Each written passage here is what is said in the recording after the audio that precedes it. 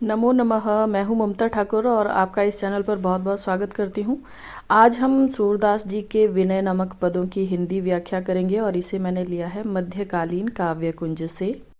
यदि आप इस चैनल से आज ही जुड़े हैं और हिंदी या संस्कृत इन दोनों में से कोई एक विषय भी यदि आप पढ़ते हैं तो इस चैनल को सब्सक्राइब ज़रूर कीजिएगा। वीडियो अच्छी लगे तो लाइक करें और अच्छी ना लगे तो कमेंट करके मुझे ज़रूर बताइए कि आपको इसमें क्या कमी नज़र आई, जिसको मैं सुधार करके आगे वाली वीडियोज़ में जो है उस कमी को दूर कर सकूँ। तो पहला पद इस प्रकार से है। इसका प्रसंग मैं पहले ही बता चुकी हूँ कि इसे मैंने मध्यकालीन काव्य कुंज से लिया है और इन पदों का नाम है विनय। और इसमें सूरदास जी ने यह सिद्ध किया है कि ईश्वर का निर्गुण रूप और सगुण रूप जो है दोनों ही सत्य हैं। इन दोनों में ही ईश्वर का निवास रहता है। अविगत गति कछु कहत न आवे, ज्यों गूंगे मीठे फल को रस अंतर्गत ही भावे। परम स्वाद सबहिसु निरंतर अमित तोष उपजावे। मन बानी को अगम अगोचर, सो जाने जो पावे। रूप रेख गुण जाति जुगति बिनु, निरालंब कित धावे। सब विधि अगम विचारहि, ताते सूर सगुन लीला पद गावें। अविगत का अर्थ होता है जिसके बारे में कोई नहीं जानता हो।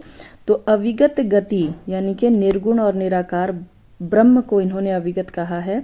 उनकी स्थिति को कछु कहत ना आवे। उनकी स्थिति क्या है इसके बारे में कुछ भी कहा नहीं जा सकता। निर्गुण और निराकार पर ब्रह्म के बारे में, अर्थात उनके स्वरूप को कोई भी नहीं जानता है। ज्यों गूंगे मीठे फल को रस अंतर्गत ही भावे। जिस प्रकार से, अब वो एक उदाहरण देकर बता रहे हैं कि जिस प्रकार से कोई गूंगा व्यक्ति मीठे फल के रस को महसूस तो कर सकता है कि जो वो मीठा फल खाता है उसे वो अनुभव कर सकता है, लेकिन उसे वो किसी को बता नहीं सकता कि उस फल का रसास्वादन कैसा है। यानी कि उस फल की मिठास के बारे में गूंगा व्यक्ति जो है किसी से कह नहीं सकता, लेकिन उसकी मधुरता को वो अनुभव कर सकता है। उसी प्रकार से परब्रह्म की स्थिति के विषय में जो साधक है, जो ईश्वर की उपासना करता है, जो साधना कर रहा है, केवल वही उसको अनुभव कर सकता है, लेकिन वो किसी अन्य को उस अनुभव के द्वारा उत्पन्न सुख को किसी अन्य को नहीं बता सकता। उसका वर्णन ना तो मन द्वारा किया जा सकता है और ना ही वाणी के द्वारा किया जा सकता है, क्योंकि वो अगम और अगोचर है। अर्थात ना तो कोई इसके पास जा सकता है और ना ही उसे वह किसी को दिखाई देता है। अर्थात ना तो मन द्वारा उसका चिंतन हो सकता है और ना ही वाणी के द्वारा उसका वर्णन किया जा सकता है। सो जाने जो पावे, अब इसका अर्थ क्या है कि जो उसको प्राप्त करता है वही उसके बारे में जान सकता है, क्योंकि निर्गुण और निराकार की ना तो कोई शारीरिक रूपरेखा होती है और ना ही उसे त्रिगुणातीत यानी कि सत्व रज और तमोगुण जो है इनसे जो है इसको परे माना जाता है। इसके अतिरिक्त उसकी कोई भी मानव, देव, दानव, पशु ऐसी कोई भी जाति भी नहीं होती है। तो ऐसी अवस्था में साधक का मन साधना करते हुए बिना किसी आधार के यहाँ वहाँ भटकता रहता है। किसी साकार आधार की कमी के कारण वह निराकार परमात्मा के प्रति अपने ध्यान को स्थिर नहीं कर पाता है। तो सूरदास जी आगे कहते हैं कि सभी प्रकार से निर्गुण निराकार ब्रह्म की उपासना को अगम्य विचार करके ही मैं उनके सगुण और साकार रूप की उपासना संबंधी इन पदों का गान किया करता हूँ। दूसरे पद में सूरदास जी कहते हैं कि प्रभु को देखो एक सुभाई। अब वो क्या कहते हैं कि भगवान श्री कृष्ण का मैंने एक सा स्वभाव देखा है। कैसा कि अति गंभीर, उदार उदधि हरि, जान शिरोमणि राई। और वो कैसे हैं? अति गंभीर हैं और उदार उदधि। उदार उदधि मतलब कि इतने उदार हैं जैसे कोई समुद्र हो, मतलब कि वो उदारता के सागर हैं। और जान शिरोमणि, जान शिरोमणि किसको कहा है इन्होंने? ज्ञान के शिरोमणि होता है जो सर्वोच्च हो, सर्वश्रेष्ठ हो, तो वो ज्ञान में सर्वश्रेष्ठ हैं। अर्थात उनके समान और कोई ज्ञानी नहीं है। तिनका सो अपने जन को गुण मानत मेरु समान। अब तिनका सो मतलब तिनके के समान, अपने जन को अपने भक्त के तिनके के समान गुणों को भी जो है वो मेरु पर्वत के समान बहुत ही महान मानते हैं या बहुत ही विशाल मानते हैं। यानी कि जो उनके भक्त हैं उनमें कोई तिनके के समान भी कोई गुण होगा, उसे भी वो सुमेरु पर्वत के समान जो है बहुत ही महान समझते हैं। और सकुची गणत अपराध समुद्र ही बूंद तुल्य भगवान, और जो उसके भक्तों के समुद्र के समान बहुत बड़ा अपराध भी हो, उसको भी वे जो है उसको बहुत कम मानते हैं, बहुत कम समझते हैं। उसको वो बूंद के समान बहुत ही छोटा सा या बहुत ही तुच्छ समझकर उसकी ओर कोई ध्यान नहीं देते हैं। अर्थात जो उनके गुण हैं, जो श्री कृष्ण जी के भक्तों के गुण हैं, वो चाहे तिनका भर भी हो, उनको भी वो बहुत महान समझते हैं। और उनके जो अपराध हैं उनको वो अगण्य मानते हैं, मतलब कि बिल्कुल ही संकुचित, बिल्कुल छोटा मानते हैं। वदन प्रसन्न कमल सन्मुख हुए, तो देखत हो हरि, जैसे ही श्री कृष्ण अपने भक्तों को देखते हैं उनका चेहरा जो है खिल उठता है। और किसके समान? कमल के समान। जैसे कमल खिल उठता है वैसे ही अपने भक्तों को देखकर श्री कृष्ण जी का चेहरा भी खिल उठता है। विमुख भय अकृपा निमिष हूँ फिरी चित्तयो तौ तैसे। विमुख भय मतलब कि जो श्री कृष्ण की भक्ति से विमुख हो जाते हैं, मुख मोड़ लेते हैं, उन पर भी वो रुष्ट नहीं होते। और लेश निमिष मतलब लेश मात्र भी, बिल्कुल थोड़ा सा भी उनसे वो रुष्ट नहीं होते या क्रोधित नहीं होते। फिरी चित्तयो तौ तैसे, और जैसे ही उनके भक्त जो है अपनी गलती का आभास करके उनकी भक्ति में पुनः लीन हो जाएं, तो वो भी उसके सभी अपराधों को पुनः क्षमा करके उसको अपनी शरण में ले लेते हैं। भक्त विरह कातर करुणामय डोलत पाछे लागे। भक्त विरह मतलब कि श्री कृष्ण जी के लिए ही वो क्या कहते हैं कि वे अपने भक्तों से इतना प्रेम करते हैं कि यदि भक्त कुछ समय के लिए प्रभु से दूर हो जाता है तो वो उसके पीछे पीछे जो है घूमने लगते हैं। वो इतने दयालु हैं कि वो उसके पीछे पीछे घूमने लगते हैं। तो सूरदास जी कहते हैं कि सूरदास ऐसे स्वामी को देही पीठी सो अभागे की। जो ऐसे स्वामी को, ऐसे ईश्वर को जो देही पीठी मतलब कि पीठ दिखाते हैं, यानी कि उनका निरादर करते हैं या उनकी भक्ति से विमुख हो जाते हैं, वो बहुत ही अभागे या मंदभागी होते हैं। तीसरे पद में मृत्यु के अटल सत्य पर प्रकाश डालते हुए सूरदास जी कहते हैं कि हे मन, जिस दिन प्राण रूपी पक्षी उड़ जाएगा उस दिन, तादिन अर्थात उस दिन, तेरे तन तरुवर के, तुम्हारे शरीर रूपी वृक्ष के सब पात झरी जहें, सारे पत्ते झड़ जाएंगे।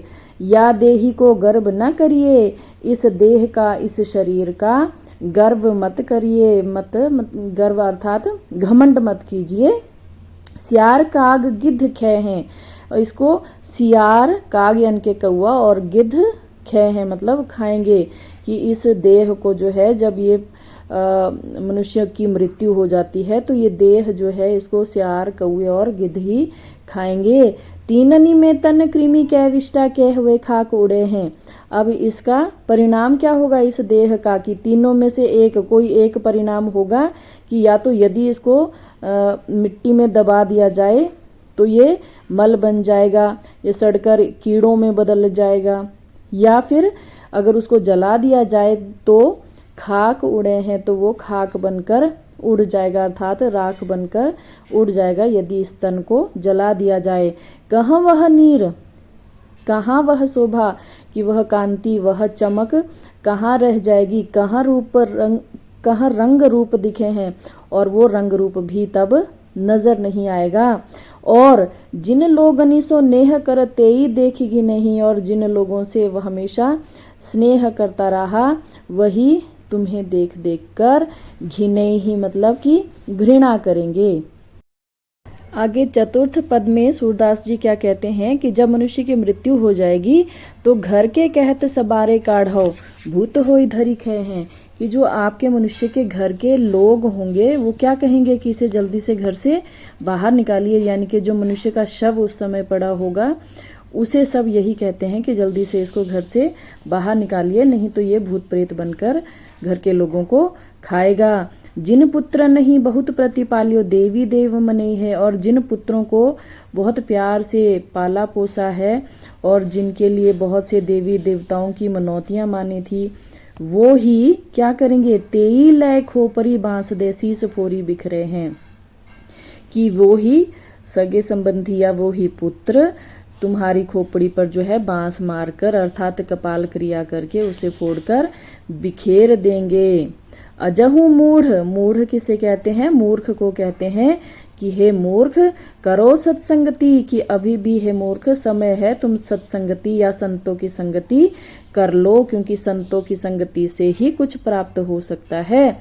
नर बपुधारी नाही जन हरि के, कि तुमने मानव का शरीर, नर बपु मतलब मनुष्य रूपी, बपु कहते हैं शरीर को, तो मनुष्य शरीर मानव देह तो धारण की, लेकिन जो व्यक्ति भगवान की भक्ति नहीं करता है, मनुष्य जो हरि के संपर्क में नहीं आया, जम की मार सौखे हैं, वह यमराज की मार को खाते हैं, यानी कि यमराज जी से मार उनको खानी पड़ती है। सूरदास भगवंत भजन बिनु वृथा सुजन्म गवे हैं, तो आगे सूरदास जी क्या कहते हैं कि भगवान के भजन के बिना जो है मनुष्य जो है अपने जन्म को व्यर्थ ही गंवा देता है, यानी कि भगवान का भजन यदि मनुष्य नहीं करेगा तो उसका जन्म व्यर्थ ही नष्ट हो जाएगा।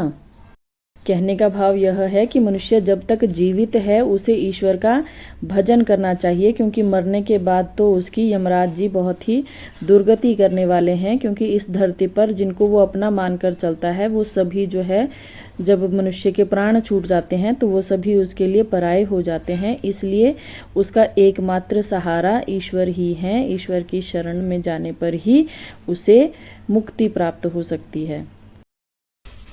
5वें पद में सूरदास जी क्या कहते हैं कि हे प्रभु हों सब पतितन को टीको, कि मैं सब पापियों में बढ़कर हूँ, मैं सबसे बड़ा पापी हूँ, और पतित सब दिवस चारि के हों तो जन्मत ही को, कि और पापी तो केवल 4 दिन के पापी हैं, अर्थात तो थोड़े ही समय से पापी हैं, मैं तो जन्मजात ही पापी हूँ, यानी कि मैं बहुत बड़ा पापी हूँ।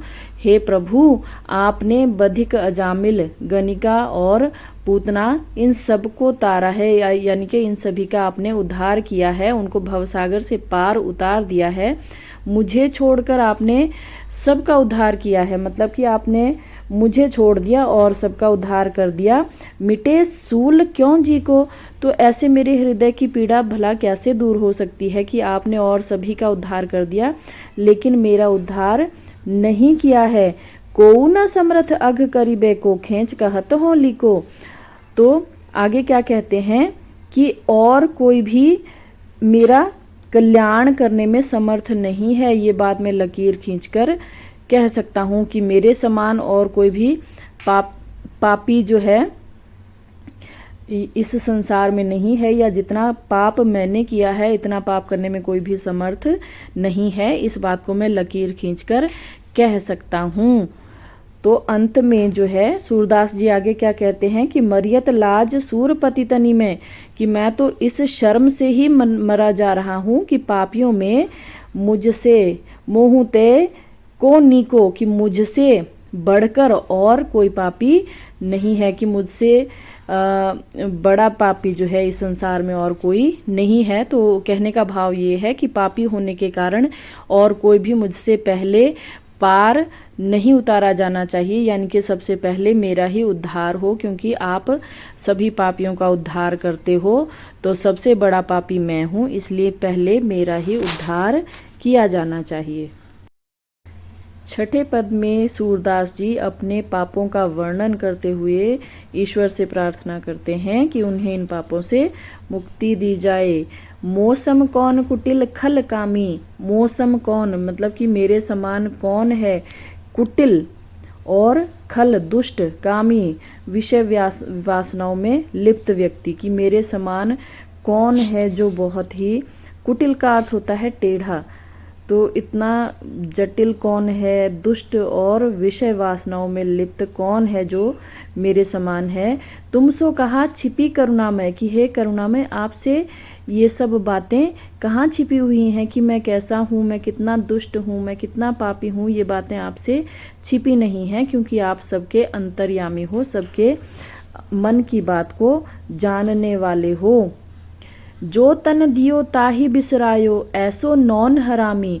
नौन हरामी यहाँ पर वो अपने स्वयं को कहते हैं कि मैं ऐसा नमक हरामी हूँ कि जो तन मुझे दिया गया है, यानी कि ये तन आपने मुझे दिया है और मैंने आप ही को बिसरा दिया, मैंने आप ही को भुला दिया, मैं ऐसा नमक हरामी हूँ। अर्थात यहाँ पर वो स्वयं को कृतज्ञ कह रहे हैं कि मुझे जिसने मुझ पर कृपा की मैंने उसी को भुला दिया। आगे क्या कहते हैं वो कि भरी भरी द्रोह विष कौन धावत।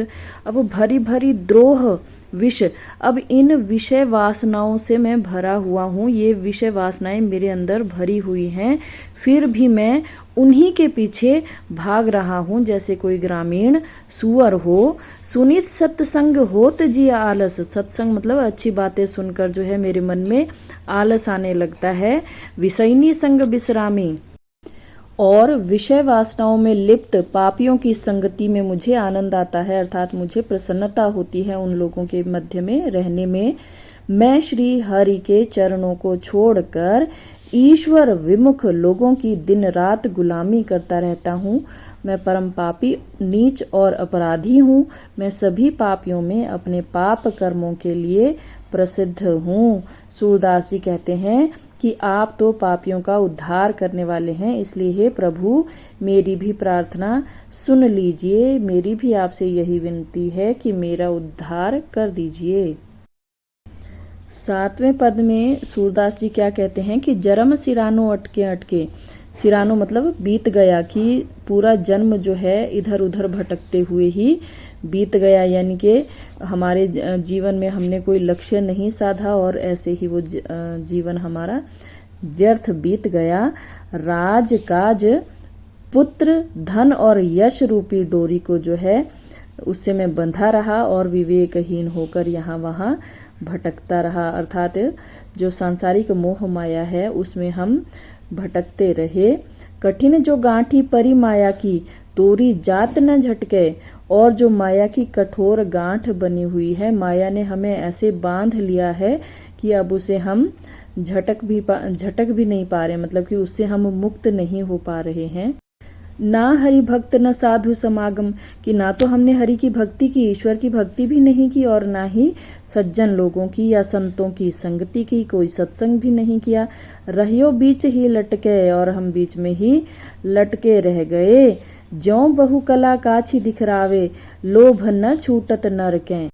जिस प्रकार कोई जादूगर जो है अनेक कलाएं दिखाता है और लोभ और आसक्ति से मुक्त नहीं हो पाता, उसी प्रकार से मैं भी मोह माया का शिकार बना हुआ हूँ। आगे सूरदास जी कहते हैं कि जिस प्रकार पति के बिना नारी के या स्त्री के हाव भाव फीके होते हैं, उसका सौंदर्य उसे शोभा नहीं देता है, उसी प्रकार भक्ति के बिना मानव का जीवन भी व्यर्थ है। कहने का भाव ये है कि भगवान की भक्ति के बिना पत्नी, पुत्र, धन, संपत्ति, ये सभी सुख जो हैं सारहीन हैं। सच्चा सुख तो ईश्वर की भक्ति से ही प्राप्त हो सकता है।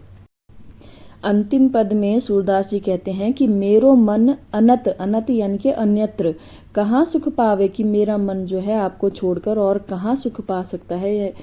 और जैसे उड़ी जहाज को पक्षी फिर जहाज पे आवे, जिस प्रकार से जहाज पर बैठा हुआ पक्षी जो है यदि जहाज को छोड़कर जाता भी है, उड़कर कहीं दूर भी जाता है, तो फिर वह लौटकर जो है उसी जहाज पर आ बैठता है।